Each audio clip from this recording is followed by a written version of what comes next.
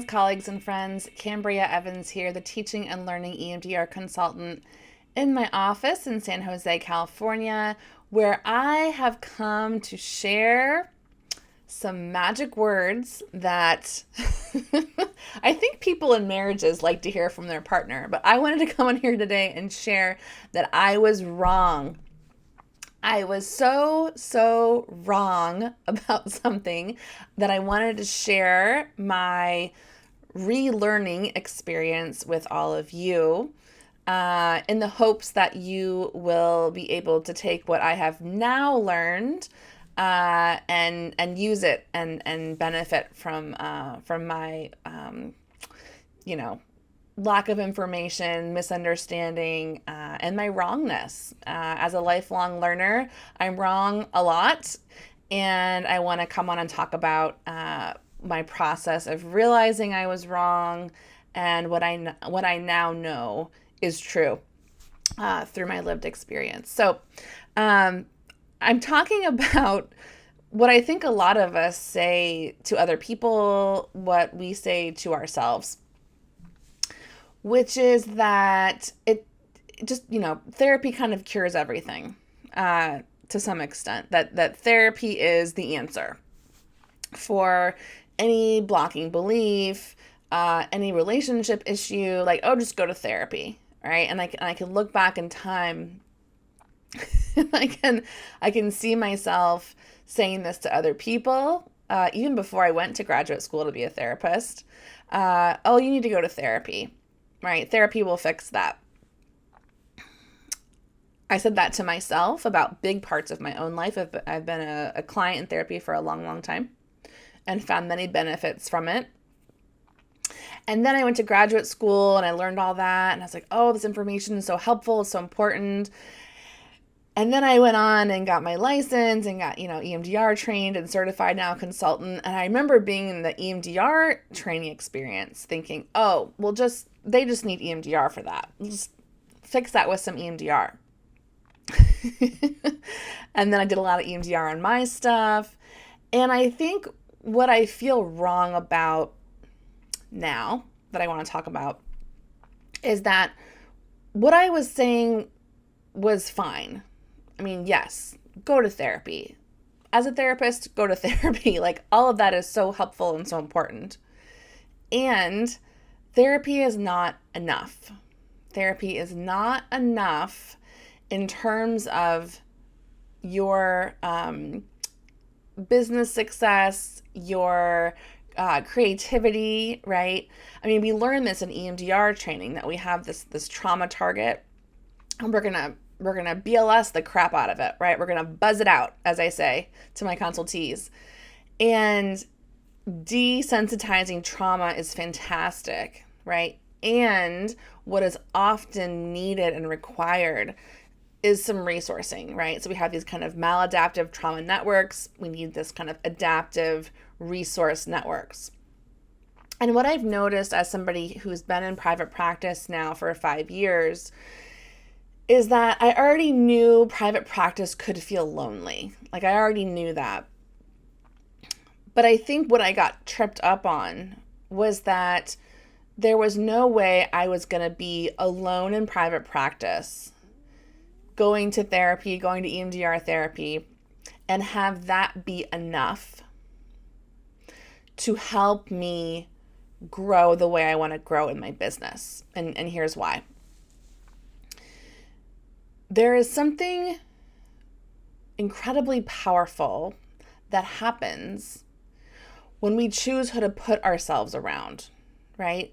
So I had picked some really famous clinical mentors in my life who taught me a lot of amazing clinical content, but couldn't help me grow professionally because I didn't know how, because they were feeling like they didn't want competition, because I was too young, like all the reasons that we kind of heard in the therapeutic world of like kind of wait your time, wait your turn. And that's a message that I take responsibility for, putting myself around those types of messages and believing it and taking it in as true, right? And what I know now and what I was wrong about is that it takes way more than therapy. It takes way more than being around the smartest clinical mentor to grow professionally, either as an EMDR clinician or a trauma therapist. We need to be around people who encourage us, who normalize the highs and lows of changing your practice design, right? I was sitting in here in 2018 with my babies who were 1.5 years old, trying to figure out how to go from a weekly session model to an intensive model, because I knew cognitively that that would be great for my family. It's a high value service. I'd work smarter, not harder, right? I would work less and get more money, help more people. But making that change by myself was really lonely. It was really hard. And I could have made that change a lot sooner and a lot more gracefully had I chosen to put myself around innovative thinkers who either had done it, believed in me, or just normalized the process of experimentation in practice design.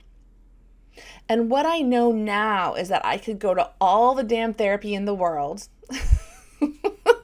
And if my talk therapist or EMDR therapist is watching, I love you. This is not a dig on our work together. But I can go to all the therapy in the world.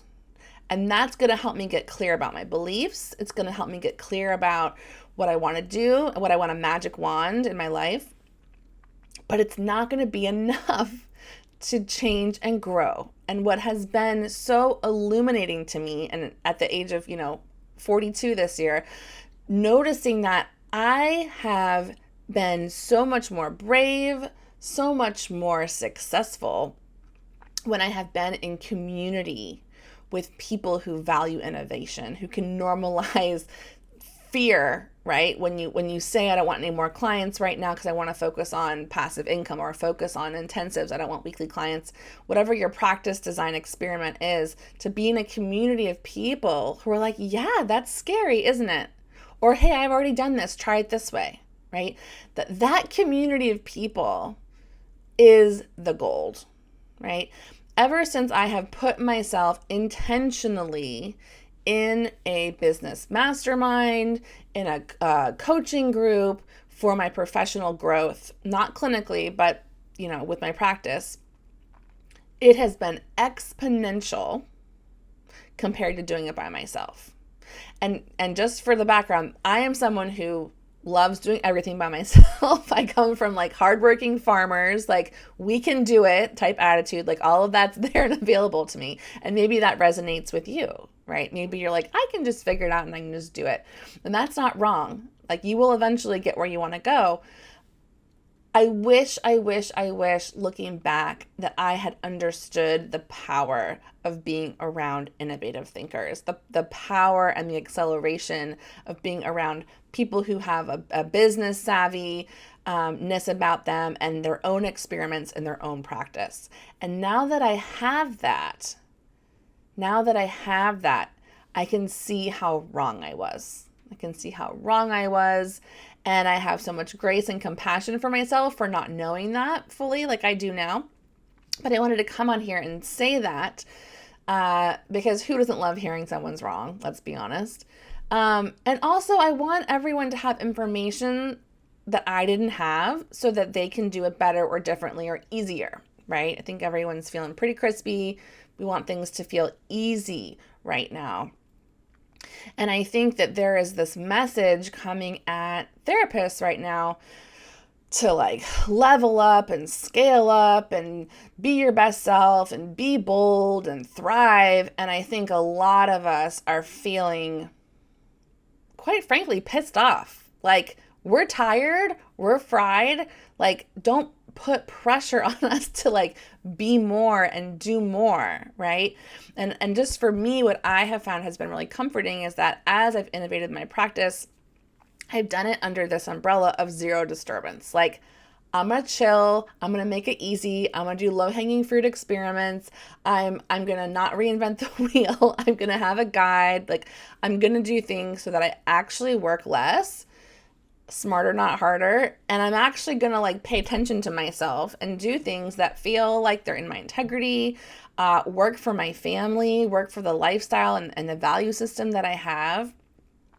And this really is the kind of the essence of what Zero Disturbance has been all about, and is the same culture as my coaching group that I have landed in recently. So I just wanted to come on here and share that, if you are someone who loves to innovate and you are somebody who doesn't want to be more or be better or whatever these like aggressive statements are, I want you to know that I see you. I deeply, deeply get you. And I want you to know that if you want to have a zero disturbance, pressure-free community of innovators, here at Zero Disturbance, we are all of that in the consultation program. I put a link below if you'd like to learn more about how to be in that kind of vibe with people who are encouraging you, believing in you, have been there, done that, and been successful, who can get you there. So with all of that being said, I wish you health, safety. I'm rooting for your success, and I'll see you next time.